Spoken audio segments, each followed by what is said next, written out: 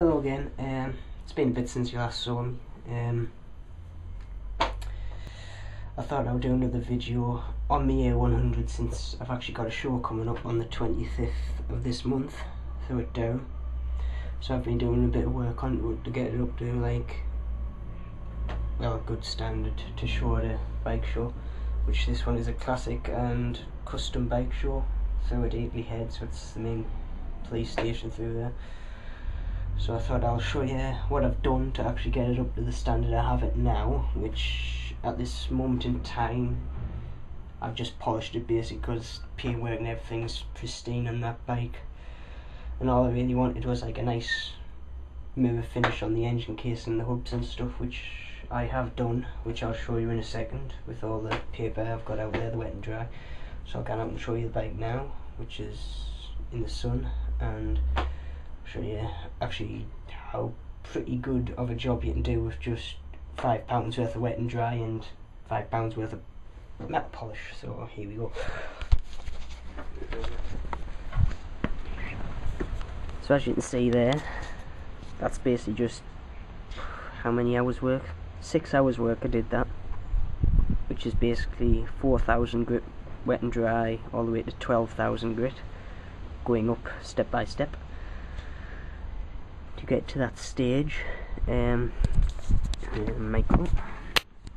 So that's basically it. Look, mirror finish.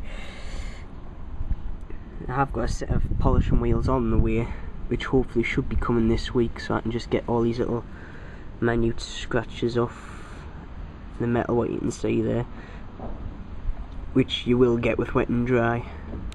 If I use something like 15,000 grit or 2,000 grit, I might be able to get those off, but I don't have the money at the moment to buy anymore.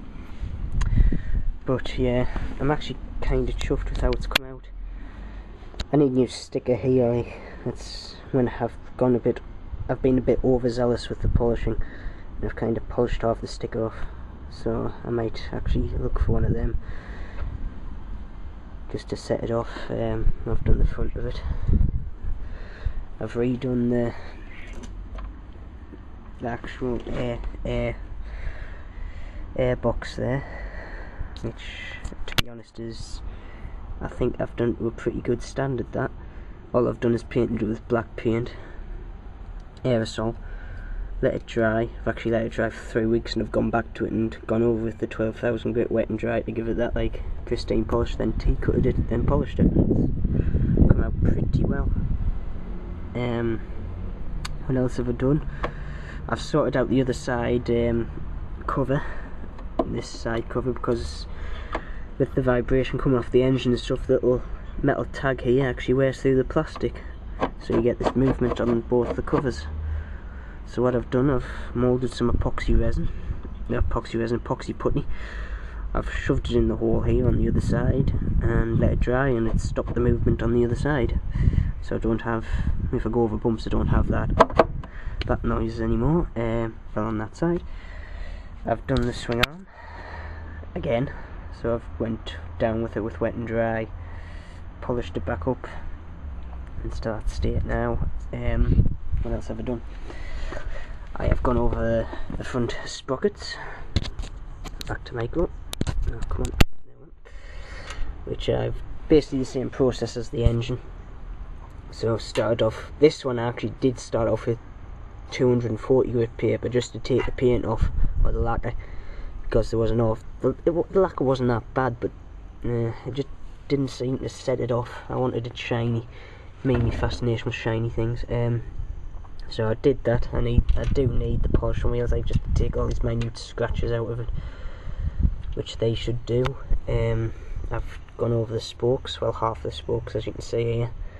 That's one, which is just basically 800 grit wet and dry, wrapped around it and gone over it. See, that's what they look like now. This is what they did look like. Tad bit grey, but another 2 hours work, and I should be finished with that. What else did I do? I went around. I did do the chain yesterday. I thought I haven't got out else to do, so I'll do the chain. I've actually left both the front sprocket and the rear sprocket in, because they were fine. There's hardly any wear on them at all, so it's kind of pointless having to take this engine casing off and the back wheel off just to change two sprockets that actually are fine.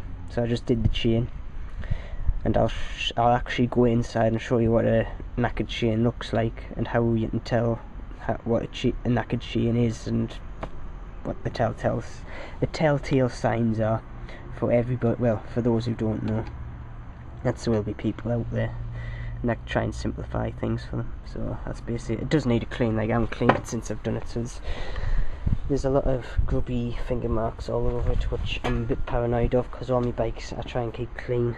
How to spot a worn chain, basically. So we have two chains here. I've got this is off me 500 here, which should have really been done in the shop, but to be honest, the workmanship on that 500 when I got it out of the shop was a bit poor, if I'm honest. And I've got the A100 chain there, so I'll need to try and set this camera down somewhere facing me so I can show you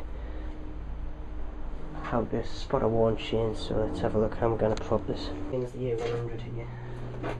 So if you look, the first thing, oh god. So say looking at this, any normal person who doesn't really know anything about things like this would think, oh, decent chain, which to be honest it doesn't look too bad. It's not actually seized out, so except if you do this. Now if you get a new chain, it won't arc like that, it'll stay straight. So this is because of the wear in between each link. Even though it's minute, when it gets to around about down there, it adds up to this arc, what you see there, which is, well, that's a badly worn chain. It has been on the bike for 25 years, done 22,000 miles. The only reason it's lasted this long is because there's actually a casing that protects the chain, what you've seen on the bike there. Keeps all the muck and debris that normally would be on a chain off the chain from the road and stuff. And the next one I'm going to show you, what's to be honest in bad nick than this, and has only done 10,000 miles. I'm going to just rub my hands here, it's a lot heavier chain, so I might this way you get a laugh when I hit myself in places where you don't want to be hit. So this is the 500 chain, oh god, which is a tad bit heavier. Now if you can see there, it's got the same bend in it, except if you also notice we have links. If we look just at the base there, see how links aren't actually fanning out, they're just staying crooked. It's some of the actual links are seized, so when you're on the bike you'll feel the bike either trying to jump teeth because it's not in sync with the sprockets, because the actual way it's nicked, like there, won't be hitting the teeth at the same rate as the rest of them, so you'll get, and you'll also get a little chain wobble, or could also hit off the engine casing if the chain's loose, which in this case this one was, because it was at the entrance side. So every time you started to pull the chain to any tension, it would just, well, stretch more and loosen. Because I've got a new chain on the 500 as well. It's the end result of what I've got, and it's running great as well. After I've put the chain on, it's just, wow, the difference. So that's it. So that is basically it. Hopefully after all this is done I'll be actually at the show. Never know what might come of it. But so I might actually see some of you there. If you see this bike, well, you'll know where it's from and who it is. So I will be there all day, because the bike's going to be there all day. So yeah. Anyway, safe riding to all you bikers out there.